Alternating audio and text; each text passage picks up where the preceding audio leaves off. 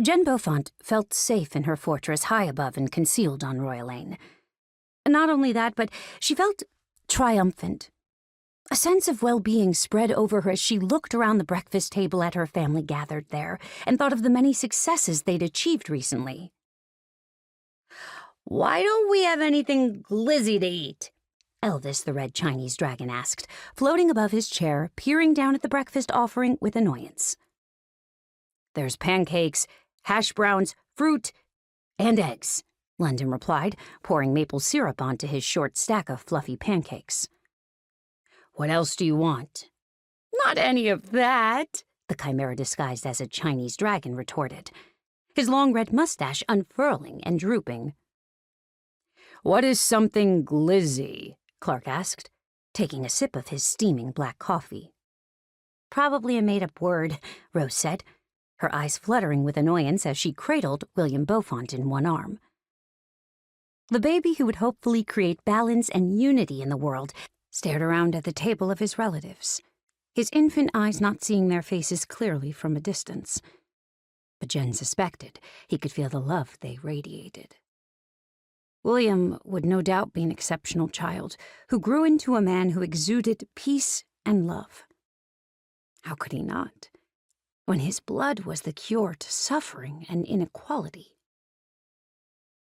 It was currently being synthesized into the first real antidote. Once complete, it could be replicated and distributed throughout the world, allowing the various races to mix, finally. Moreover, it would allow mortals to safely use magic. The world would soon be full of new potentials, all because of one baby. And all because of the Beaufonts fighting for justice. "Glizzy isn't a made-up word," Elvis fired back, his long snake-like body twirling in the air as he flicked his tail. "He's correct," Mary, the AI, informed overhead.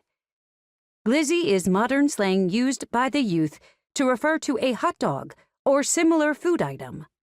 Elvis stuck out his tongue at Rose, narrowing his eyes. "See? No cap. I know words. There's no reason for you to be all sus at me." Rose blinked at him dully. "What are you talking about? Are you having a stroke or something? You're not making sense." Before Elvis could explain his strange vernacular, Mary cut in, as the intruding AI was prone to do. "He's continuing to use the jargon of middle schoolers in the United States of America and other affected areas. If I may, I'll translate. Elvis has just said he's not lying, and you shouldn't be suspicious of him." "Thanks, Mary," Jen piped up. "Why don't you go and organize the closets or alphabetize canned goods in the cupboards?" "But, Founder, the closets are already optimized, and we have no cupboards or canned goods," Mary replied.